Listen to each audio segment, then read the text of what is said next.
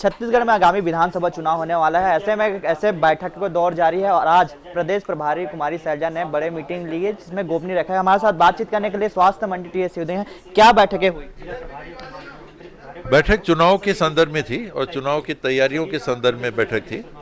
चुनाव आ रहा है, पिछले बार आई थी सैलजा जी, तो रविंद्र चौबे जी के यहाँ हम लोग उनके स्वास्थ्य के संदर्भ में पूछने के लिए गए थे, उनसे मिलने के लिए गए थे। वहाँ उन्हें एक सुझाव दिया कि पिछले चुनाव के पहले हम लोग बैठा करते थे, कुछ लोग बैठ के और फिर स्ट्रैटेजी बना के फिर हम लोग काम किया करते थे और उसको इम्प्लीमेंट करने के लिए संगठन में और जगह हम लोग नेताओं के बीच में जाया करते थे।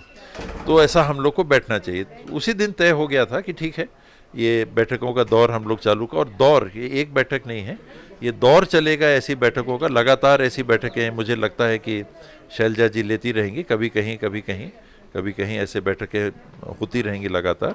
और फिलहाल आज की बैठक में ये निर्णय हुआ कि 15 जून के पहले पांचों संभाग में कार्यकर्ता सम्मेलन और हर प्रभारी मंत्री को अपने जिले में आने वाले 4 महीने में हर महीने जाके मीटिंग लेना अनिवार्यता, और कार्यकर्ताओं से मिलने के बाद अधिकारियों की बैठक लेना, ये 2 चीज़ें तय हुई।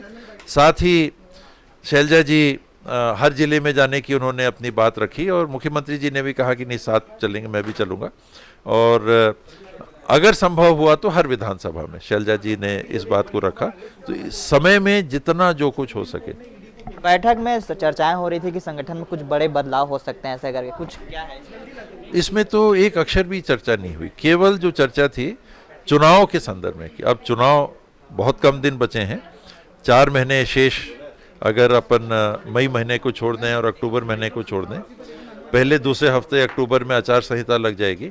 इस दरमियान हम क्या क्या काम कर सकते हैं और इस दरमियान हम कार्यकर्ताओं के मनोबल को और आगे कैसे ले जा सकते हैं, जो हमने काम किए वो लोगों तक पहुंचे हैं कि नहीं, उस बात को हम सुनिश्चित करें और कार्यकर्ताओं की जिम्मेदारियों को सुनिश्चित करें। इस बैठक में टिकटों को लेकर कुछ चर्चाएं हुई हैं क्या?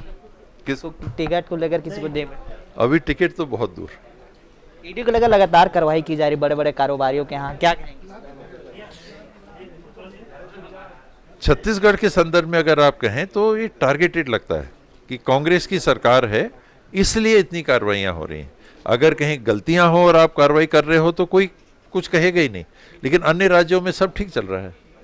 कर्नाटक में ही 40% सरकारा की बात आई, वहाँ खुलेआम कमीशन की बात आई, तो ईडी ने क्या कार्रवाई की? वहाँ एक विधायक के यहाँ से 6 करोड़ रुपए मिले, ईडी ने क्या कार्रवाई की? तो जब वहाँ कार्रवाई नहीं होती तो फिर दूसरे राज्यों में जहाँ गैर भाजपा सरकारें हैं वहाँ कार्रवाइयाँ क्यों हो रही हैं? बंगाल में क्यों हो रही हैं? पश्चिम बंगाल में क्यों हो रही हैं? झारखंड में क्यों हो रही हैं? राजस्थान में क्यों हो रही हैं?